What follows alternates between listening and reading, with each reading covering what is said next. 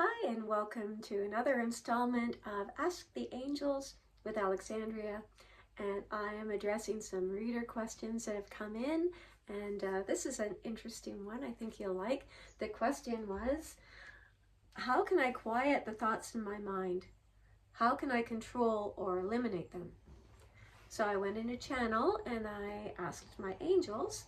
I recorded it and transcribed it, so I'm now just going to share the written form that I had transcribed during this session.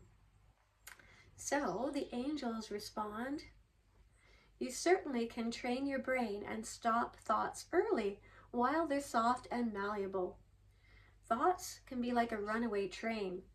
You start on a trajectory, and then it'll suddenly veer off into a way that is a well-traveled route in your brain. So if you want to change that, you simply stop the thought. Anytime you find yourself thinking thoughts that are making you uncomfortable, you might get a knot in your belly. You might feel a constriction at your throat, and you realize that, why am I feeling unpleasant feelings within my humanness? Is because the thoughts you are thinking are triggering these responses in your body. So if you want to stop that thought, stop that train in its tracks, you can flip it to the opposite of the thought. You can say, cut, cancel, delete, get that thought out of here. I no longer wish to think like that. I am now making a conscious decision to think in a different direction. If this is a persistent pattern of thought, it may take a little bit of concentration and focused energy to shift it to a new direction. For example, if you were walking a well-worn path in your yard, and it is now not even grass, it is a dirt path, perhaps to where you're walking to your compost heap. It is now a well-worn path. It is very easy to do. You could probably do it with your eyes closed. But say you wanted to take a new path. You wanted to let that grass grow back there. You want to take a new path. It's going to take a concerted effort to remember to remind yourself, I'm actually going to walk this way today. And you may have to beat down some long grass, or you may have to do something else to make it easier to walk. The walking of a new path could take some effort, simply because it's new and you are retraining your brain. But in a short time, that new path is going to begin to be worn down and the old one will have grown over. You are now making a new neurological pathway in your brain. So this path is not only on the ground, this path is also a pathway of thought that you are now establishing as your new norm. And the more you follow that path, the more entrenched it's going to be, which is far better than following a negative pathway filled with repetitive thoughts that are going to ring true. They're going to sound true to you because you've heard them in your head so many times. So part of retraining the brain is to have new thoughts prepared of what you want to think. This is the benefit of affirmations. Having a few affirmations, you would repeat and slowly let them take root and let them grow. Now, if you're talking in general about quietening your brain, we would say techniques such as focusing perhaps on the imagery of waves crashing on a beach, or just gently lapping up to the shore, holding that image and just keep coming back to that. You are never wanting to stop your thoughts. You are a thinking being, and the goal is not to train yourself to be like a rock, unthinking and unfeeling. The goal is to take control of this tool and have it perform for you. So imagery that would help if you're trying to calm and quiet your mind while sitting in meditation. You may want to use a technique where you are counting your breaths, or you may want to use imagery like waves, or perhaps you're watching clouds in the sky, just something very gentle that is not going to distract you. Focus on your breath. Focus on the sensations in your body.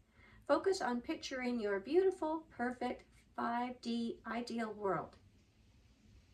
Is this making sense to you? The interviewer replied, I see now that the goal is not to stop thinking and limit all thoughts. That's not the goal.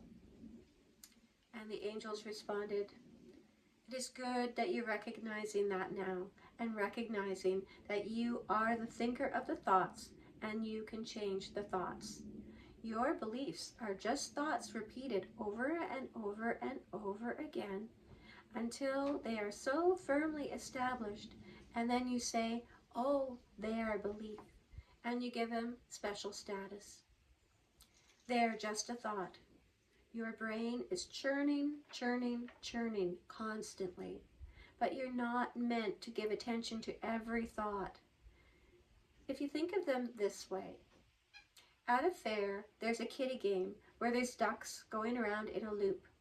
There are numbers on the bottom of the ducks, and each number takes you to a different prize. So these ducks are continuously floating around in this circle, and you can pick one duck up, and if you don't like that thought, put it back down and choose another duck. You are thinking beings, but you are also feeling beings, and you are in an environment where you are being affected by other people's thoughts. You are being affected by media, and just in general, thoughts in the air, which is why it's a good practice to start your day solidly in who you are and what you want to accomplish. When you first wake up, thinking, I am awake. What sort of day do I want to create for myself? What thoughts do I want to create for myself? I am the thinker of the thought. I'm the one in charge. If you don't have that foundation, then you can easily be led astray. You can pick up your phone, for example, and check on your social media and find yourself taken down many different paths. Or turn on the TV or the radio, and they are cautioning about one thing or another. Before you do any of that, we would recommend that you sit with a journal and write out your thoughts. Connect with your higher self. Ask, what does my soul, what do my angels want me to know? Making that your practice as you begin your day. And when you are firmly established, you will not be so easily moved about by the whims of others and the thought patterns swirling around you.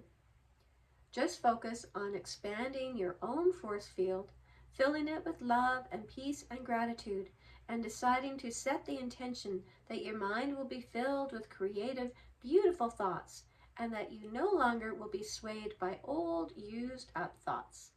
Old stuff, like old chewing gum. Spit it out. They serve no purpose anymore. Perhaps one day they did, but they don't anymore. So eliminate them. Upgrade your thoughts. Simply make these changes. Make the choice to no longer be held hostage by old used up thoughts. And anytime they come up, just remind yourself, I don't think like that anymore. The key is to catch it before your emotions get involved, because they can make it tricky. If you think something that is well worn, that you're familiar with having very emotional responses to, these emotions will want to activate those thoughts. Thoughts become things, and those thoughts are going to want to create their own life. Your thoughts are not just little nothing things that you entertain yourself with. They each want to become realized in the world. So, when you realize that puts you in a new position to ask, how much energy do I want to give this thought? If this train goes into this destination, am I going to be happy with where that's taking me? Maybe I should shift my thought and switch the track and go in this direction instead. So it is you being mindful, you realizing that you are the one in control, that is going to make all the difference. And that concludes that question. So thank you very much. The interviewer had said, thank you very much for this insightful information. I'm very happy to receive this from you. Thank you. I'm hoping that you also found it insightful and useful, beneficial, that it raised your vibration a little bit, because that's what it's all about. We're all in this together, raising the collective frequency. So have a beautiful day, and thank you again for your kind attention. Bye for now.